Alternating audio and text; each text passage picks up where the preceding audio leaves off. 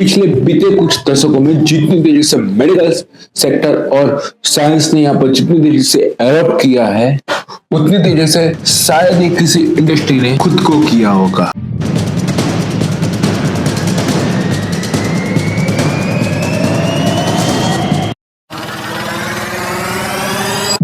और उसी का नतीजा है कि आज इंसान की लाइफ स्पैन, इसी की वजह से हमें इंसान की लाइफ स्पैन में इजाफा देखने को मिला है। लेकिन हम आज की इस वीडियो में आपको एक ऐसे रियल इंसिडेंट के बारे में बताने जा रहे हैं जिसने यहाँ पर पूरी मेडिकल इंडस्ट्री को हिला के रख दिया था। साल 1985 में वर्ल्ड में एक ऐसी मेडिकल ट्रेंडी को विटनेस किया गया जिसने यहाँ पर जो इंडस्ट्री के जो बेसिक स्ट्रक्चर होते हैं, यानी कि यहाँ पर लोग इस पर अब सवाल उठाने लगे थे, जिसपे यहाँ पर मेडिकल इंडस्ट्री के प्रॉपर ट्रेनिंग, टेस्टिंग और ओवरसाइट पर बड़े सवाल उठाने लगे। चलिए अब एक एक करके उस घटना और को समझने की कोशिश करते हैं। वेल गाइस, ये कहानी शुरू होती है एक मशीन से। इसका इस्तेमाल रेडिएशन और टेक्नोलॉजी के थ्रू इस्तेमाल कैंसर को क्यूर करने के लिए किया जाता था। इसका नाम था थेराक 25 थेरेपिस्ट और सेक्रीफाइड डिवाइस था। डिवाइस रेडिएशन और थेरेपी टेक्नोलॉजी में ये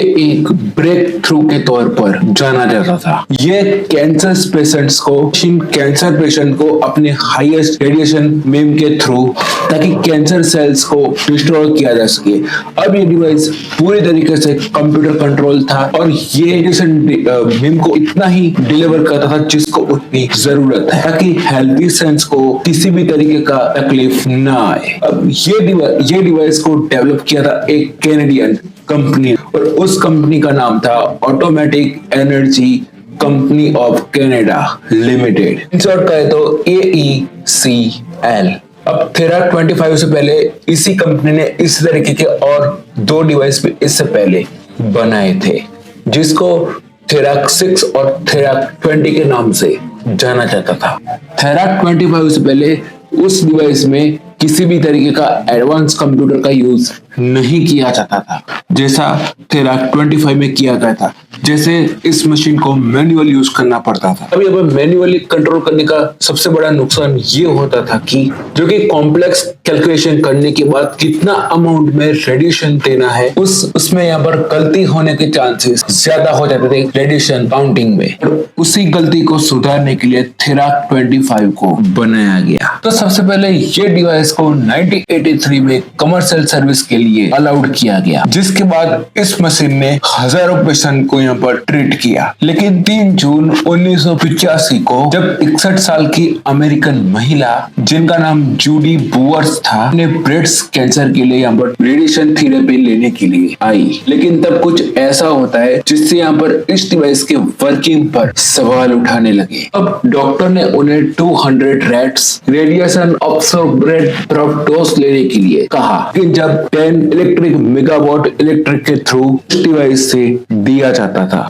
तब उनको थेराक 25 बीम के थ्रू यहाँ पर ट्रीट दिया जा रहा था। यहाँ पर उनको काफी ज्यादा हीट फील हो रहा था और उनको इससे पहले कभी भी इस ट्रीटमेंट में फील नहीं हुआ था। हमें पता चला कि डिवाइस ने उन्हें 1 लाख से लेकर 20,000 रेड्स तक यहाँ पर उनको यहाँ पर रेडिएशन दे दिया था। नतीजा हुआ कि उस महिला को अपना लेफ्ट ब्रेस्ट और लेफ्ट हैंड की वजह से खोना पड़ा, लेकिन यहाँ पर उनकी जान बच गई थी। ये ऐसी पहली घटना थी। अब उसी साल 26 जुलाई को दूसरी घटना हुई कनाडा के ओंटारियो शहर में। तो ओंटारियो कैंसर फाउंडेशन में फिर से यहाँ पर मशीन में मेल फंक्शन होने की वजह से एक पेशेंट हाई रेडिएशन की वजह से जल गया।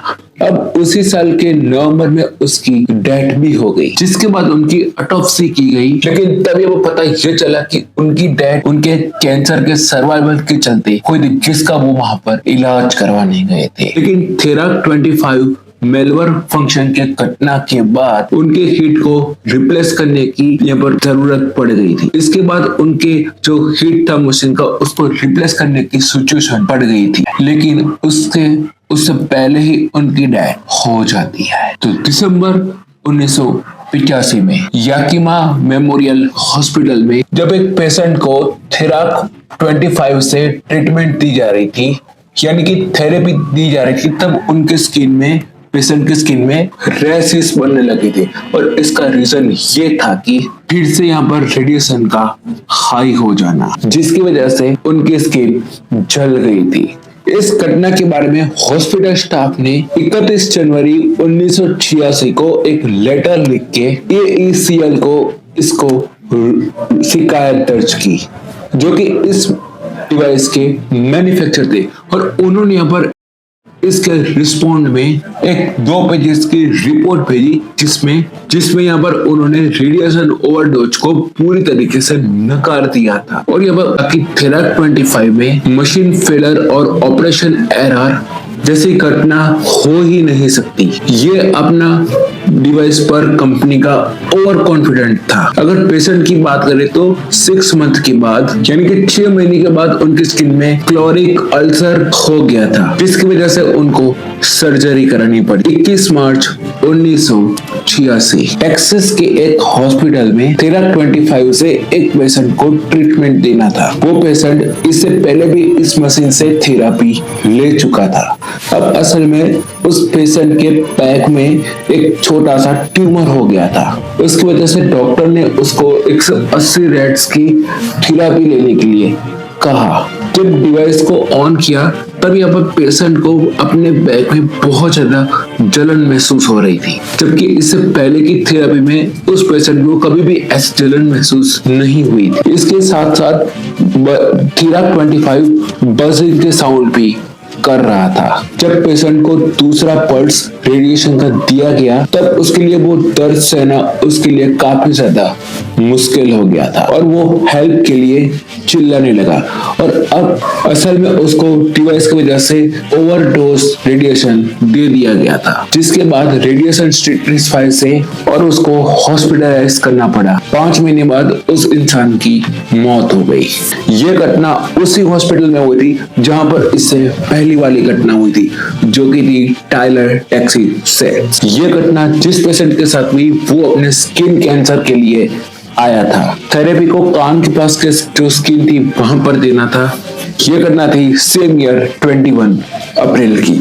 तो जैसे ही इस ट्रीटमेंट को स्टार्ट किया गया वैसे ही पेशेंट ने यहाँ पर एक ब्राइट लाइट नोटिस की और उससे पहले कि कुछ समझ पाता उसके पूरे चेहरे पर आग लग गई थी। 3 सप्ताह के बाद उस पेशेंट की यहाँ पर डेथ हो जाती है और उसकी डेथ का main reason right temporal lobe, जिसका मेन रीजन था राइट टेम्पोरल लॉब के ब्रेन के सेल के रेडिएशन की वजह से जल जाने का था। और अब ऐसी घटना अलग अलग हॉस्पिटल और अलग अलग ऑर्गेनाइजेशन से आती रही और किसी ने भी इस घटनाओं को गंभीरता से नहीं लिया और नतीजा यहाँ पर यह हुआ कि 6 मेजर यहाँ पर हमें यहाँ पर रिजल्ट्स देखने को मिले। थेराप 25 को उस घटनाओं के बाद थेरापी में यूज करने के लिए यहाँ पर रोक दिया गया, लेकिन उस घटना के बाद मेडिकल साइंस ने उस डिवाइस में क्या प्रॉब्लम थी एक इन्वेस्टिगेशन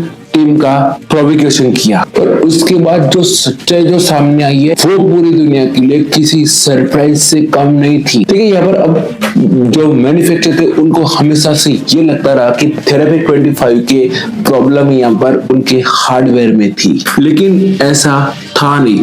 प्रॉब्लम यहाँ पर थेरेपी 25 के सॉफ्टवेयर में थी। अब जैसे कि यहाँ पर ये डिवाइस को पूरी तरीके से ऑटोमेटिक बनाया गया था और ये थेराप 20 का एडवांस वर्जन था और यही उसकी सबसे बड़ी प्रॉब्लम थी। थेराप 25 के सॉफ्टवेयर को बहुत गलत तरीके से तैयार किया गया था और इसका नतीजा था कि थेराप 25 में प्रॉब्लम्स देखने को मिल रही थी। दूसरी प्रॉब्लम थी मैन्युफैक्चरिंग का ओवर कॉन्फिडेंट और वो यहाँ पर अपनी गलती को मानने को तैयार नहीं थे और यहाँ पर वो हमेशा से अपनी बात पर डटे रहे कि उनके यहाँ पर डिवाइस में कोई भी प्रॉब्लम नहीं थी, जबकि यहाँ पर मेल फंक्शन के बार बार कंप्लेंट आ रही थी। FDA ने यहाँ पर थेराप 25 को डिफेक्टिव यहाँ पर डिक्लेयर कर दिया था और कंपनी पर कई ज्यादा प्राइवेट ऑर्गेनाइजेशन और इंडिविजुअल्स ने केस भी दर्ज कर दिए। जिसके बाद AECL ने सॉफ्टवेयर पैचेस और हार्डवेयर सर्विस के बाद उसे वापस से सर्विस में लाने के लिए और फिर से प्रोवाइड किए गए। और इसके साथ ही में जो केसेस थेराक 25 पर किए गए थे और उनको भी कोर्ट के बाहर ही सेटल कर दिया गया, जिसके बाद लगा कि अब प्रॉब्लम सॉल्व हो चुकी है, लेकिन ऐसा बिल्कुल भी नहीं था। 17 जनवरी 1987 थेराक 25 ने फिर से यहाँ पर रेडिएशन ओवरडोज दे दिया, लेकिन इस बार प्रॉब्लम नहीं हुई। इस बार प्रॉब्लम ओवरडोज के साथ साथ ओवरफ्लो का भी था और उस पेशेंट की डेथ 3 महीने के अंदर हो गई। इस घटना के बाद थेराक 25 के बारे में ये समझना मुश्किल हो रहा था, आखिर इस डिवाइस के साथ प्रॉब्लम क्या है। सॉफ्टवेयर और हार्डवेयर को अपडेट करने के बाद अभी भी प्रॉब्लम सेम ही थी। बाद में वैज्ञानिकों ने माना कि थेराक 25 का सॉफ्टवेयर और हार्डवेयर ही नहीं, इसका इंटीरियर डिजाइन ही इसका रूट कॉज था। फिलहाल देखा जाए तो थेराक 25 को बंद हुए एक लंबा समय हो चुका है, लेकिन आज भी उसकी लेगेसी और कंट्रोवर्सी जिंदा है, क्योंकि इसकी सच्चाई ये थी कि थेराक 25 के साथ क्या प्रॉब्लम थी इसका पता कोई नहीं लगा पाया। कैसे एक डिवाइस रेडिएशन फ्लो को इंक्रीज कर सकता है और एक नहीं बल्कि कई इंसानों की जान दे सकता है, लेकिन थेराक 25 ने ये सब करके दिखाया। तो ये थी कहानी थेराक 25 की, जिसे दुनिया की सबसे ज्यादा कंट्रोवर्शियल डिवाइस के नाम से भी जाना जाता है। और हमारे जैसे आम इंसान और आम आदमी इस ऐसी डिवाइसों पर भरोसा करते हैं। अब मान लो कि ये इक्विपमेंट से आपके साथ गड़बड़ी करते हैं तो हम कहाँ जाएंगे। अगर वीडियो पसंद आए तो वीडियो को लाइक जरूर करें और अगर आप चैनल पर पहली बार आए तो चैनल को सब्सक्राइब करना ना भूलें और अपने दोस्तों के साथ भी शेयर जरूर करें। अगर आपको ये वीडियो पसंद आई है तो अगर आपको वीडियो पसंद आई तो मैं आपको रिकमेंड करूंगा ये वाली वीडियो जरूर देखिए। आपको ये वाली वीडियो भी जरूर पसंद आएगी तो कैसे मैं आपको मिलता हूँ ऐसे नेक्स्ट वीडियो के साथ। और अपना ओपिनियन मुझे कमेंट में जरूर बताएं कि आपको इसके बारे में क्या कहना है। तो चलिए मैं आपको मिलता हूँ नेक्स्ट वीडियो के साथ, तब तक के लिए